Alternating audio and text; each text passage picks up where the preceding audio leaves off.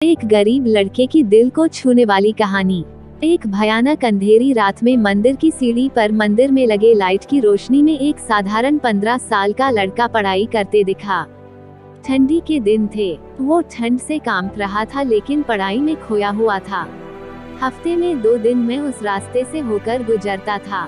दिन में कभी वो नजर नहीं आता। मुझे काफी जिज्ञासा होती थी उसके बारे में जानने की। एक रात खाना खाकर मैं गाड़ी लेकर उसी रास्ते से गुजरने वाला था। सोचा जाते जाते कुछ पार्सल लेकर जाऊंगा उसके लिए। मैं पार्सल लेकर गाड़ी से उस मंदिर के पास पहुंचा।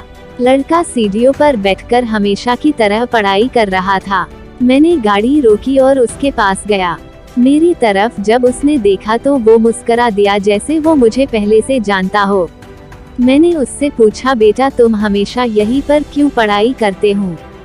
सर, मेरे घर में बिजली नहीं आती। मेरी माँ बीमार रहती हैं और तेल डालकर दिया जलाने लायक मेरी परिस्थिति नहीं है, बस इसलिए मैं यहाँ आकर पढ़ता हूँ। तुम मुझे देखकर मुस्कुराए, क्यों? मैंने पूछा। क्योंकि आप भगवान हैं, वो बोला। ऐसा नहीं है, मैंने कहा। नहीं, आप भगवान ही है, वो बोला। चलो वो सब जाने दो, मुझे बताओ क्या तुमने खाना खा लिया? क्योंकि मैं तुम्हारे लिए खाने का पार्सल लाया हूँ। देखा, इसलिए मैं आपको भगवान कह रहा था। आज मुझे बहुत भूख लगी है, सुबह से मैंने कुछ भी नहीं खाया।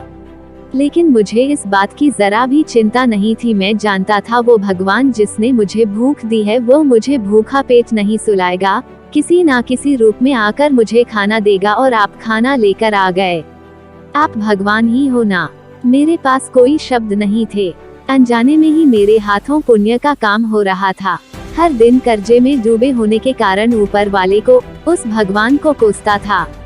आज उसने मुझे ही भगवान की उपाधि देखकर शर्मसार कर दिया था।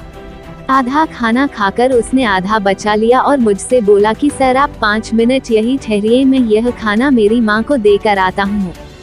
मंदिर से कुछ दूर एक पुराने घर की तरफ जाते हुए मैं उसे देखता रहा।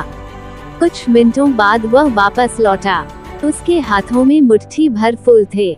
उसने वो मेरे पैरों में रख दिए और बोला, माँ ने कहा है जिस भगवान ने हमारा पेट भरा है उसके चरणों में थोड़े फूल तो चढ़ाने ही चाहिए। मेरी आंखें बंद हो गई और उसमें अपने आप आंसू निकल आए।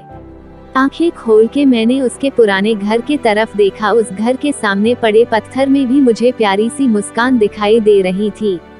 उस लड़के की आंखों में मुझे साक्षात भगवान दिखाई दे रहा था।